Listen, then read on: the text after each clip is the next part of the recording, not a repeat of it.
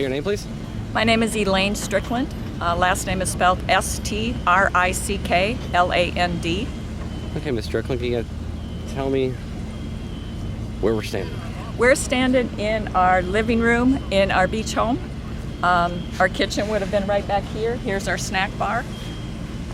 Our bathroom would have been over there. And then this would have been our living room, and this is the stairs would have been up to our upstairs in our bedrooms. Were you here during the storm? No, we were not. We had just gotten back from Milwaukee, Wisconsin, and we were in Woodstock, Georgia when the storm hit. If you had been home with the storm approaching, would you have stayed? You know, I would like to say no, but I don't know. I probably would not have, because it's more important. I have family at home. I have 3 children and 7 grandchildren that can't be replaced, so they would be the ones I'd worry about. Well, you were telling me that the helicopter video we shot when we passed over that first day after the storm, how you found out. What was it like watching that video? That video was devastating, but I was so glad that you had put it out there. I had to watch it over and over again and freeze pains, but it just confirmed our worst fears. And at first I thought it was the roofs of our condos, and then when we were able to freeze it and scan in, we realized that it was just our floors. So all that was left is the tile. All that's left is the tile. I've been picking up a few dishes in the rubble in the back, my husband's tool chest, things like that, but everything's gone. You're telling me you've been here since 2011, is that correct? Yes, we bought this place in 2011. It was a foreclosure at that time, so my husband and our family, we all worked together getting it built back up.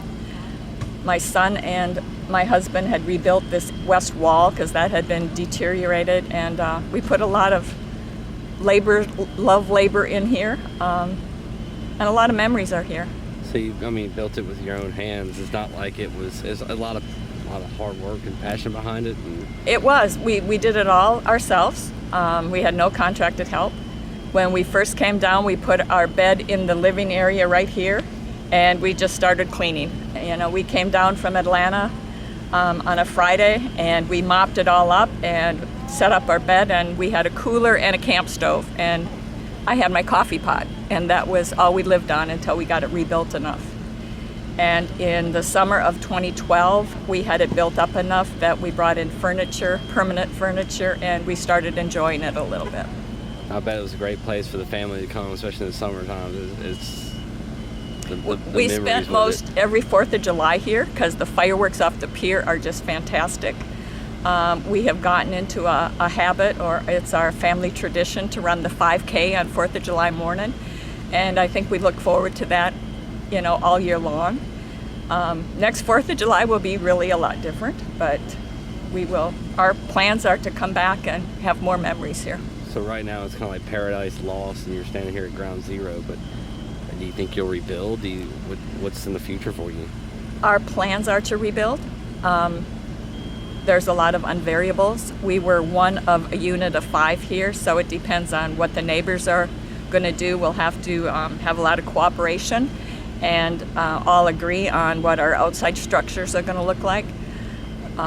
It depends on the financial burden of the new building codes and so many unvariables. But our goal is to rebuild. Okay. Do you know anybody that stayed behind? I do not. Okay. What can you tell people about staying in evacuation areas, standing here today? It's just unbelievable. It's devastating. When we drove in from Tallahassee, we spent last night in Tallahassee, and we drove in this morning, and from 50 miles away, there's trees down and power lines, and it's just unimaginable. I don't have a better word for it. I just had to come down and see it with my own eyes, because the videos and the flyovers were very enlightening, but until you just see it, you just cannot grasp it. You sit there and look at the videos, it's like, wow, but then you get down here and it's just a whole different level. You start seeing the small details of everything around you. What's the craziest thing you've seen so far? Coming down 98, I think some of the craziest was the houses piled on top of each other. You had one house that was apparently swept in from the tides and sat on top of other houses. There's a car on 37th Street that looks like it was put on a boat trailer. Just the magnitude of the strength of this storm is just unbelievable. Well, thank you. I'm so sorry about your home. I'm glad you're able to get down here and at least get to see it and start, accepting and understanding the power here that happened, and maybe start planning for the future. Well, thank you. But I really do appreciate you talking to me. Thank you. Thank you so much for the videos. You're most well. It was my pleasure. God bless.